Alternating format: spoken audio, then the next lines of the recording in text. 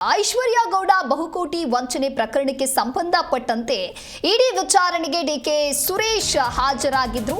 ವಿಚಾರಣೆಯ ಬಳಿಕ ಹೇಳಿಕೆಯನ್ನ ಕೊಟ್ಟಿದ್ದಾರೆ.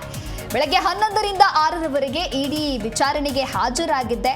ಇಡಿ ಕೇಳಿದಂತ ಎಲ್ಲ ಪ್ರಶ್ನೆಗಳಿಗೂ ಕೂಡ ಉತ್ತರವನ್ನ ಕೊಟ್ಟಿದ್ದೇನೆ ಅಂತ ಹೇಳಿ ಇಡಿ ವಿಚಾರಣೆಯ ಬಳಿಕ ಡಿಕೆ ಸುರೇಶ್ ಈ ರೀತಿಯಾಗಿ ಹೇಳಿಕೆಯನ್ನ ಕೊಟ್ಟಿದ್ದಾರೆ. ಹಾಗೆ ಮತ್ತೆ ಜುಲೈ 8ರಂದು ಹಾಜರಾಗುವುದಕ್ಕೆ ಹೇಳಿದ್ದಾರೆ. ನನ್ನ ಹೆಸರು ದುರ್ಬಳಕೆ ಮಾಡಿಕೊಂಡಿದ್ದಾರೆ, ತನಿಖೆಗೆ ಸಂಪೂರ್ಣ ಸಹಕಾರವನ್ನ ಕೊಟ್ಟಿದ್ದೇನೆ, ನನ್ನ ಜೊತೆಗೆ ಪರಿಚಯ ಇದೆ ಅಂತ ಹೇಳಿ ಕೆಲವರು ಹಣ ಕಳೆದುಕೊಂಡಿದ್ದಾರೆ. ಹಣ ಕಳೆದುಕೊಂಡವರು ಕೂಡ ವಿಚಾರಣೆಯ ವೇಳೆ ನನ್ನ ಹೆಸರು ಹೇಳಿ ಹಣ ಪಡೆದ ಬಗ್ಗೆಯೂ ಕೂಡ ದಾಖಲೆಯನ್ನ ಕೊಟ್ಟಿದ್ರು. ಈ ಬಗ್ಗೆ ಎಲ್ಲ ಪ್ರಶ್ನೆಗಳನ್ನ ಕೇಳಿದ್ರು, ಅದಕ್ಕೆ ನಾನು ಉತ್ತರವನ್ನ ನೀಡಿದ್ದೆ. ಹಾಗಾಗಿ ವಿಚಾರಣೆ ತಡ ಆಗಿದೆ. ಆಕೆಗೂ ನನಗೂ ಯಾವುದೇ ರೀತಿಯ ಪರಿಚಯ ಇರಲಿಲ್ಲ. ಅಂದ್ರೆ ಐಶ್ವರ್ಯ ಗೌಡ ಹಾಗೂ ಡಿಕೆ ಸುರೇಶ್ಗೆ ಯಾವುದೇ ರೀತಿಯ ಪರಿಚಯ ಇರಲಿಲ್ಲ.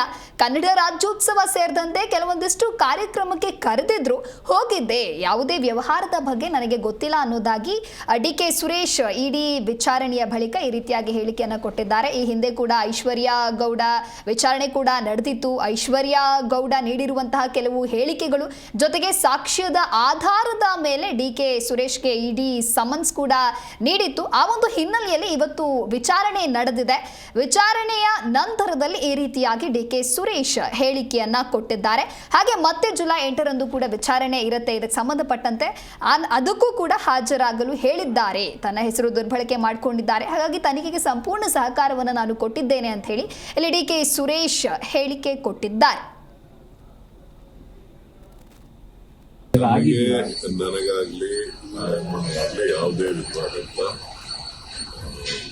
ಫೈನಾನ್ಷಿಯಲ್ ಟ್ರಾನ್ಸಾಕ್ಷನ್ಸ್ ಆಗಲಿ ಬೇರೆ ನಾನಾಗಲೇ ಮಾಹಿತಿ ತಮ್ಮೆಲ್ಲರೂ ಕೂಡ ನೀಡಿದ್ದೇನೆ.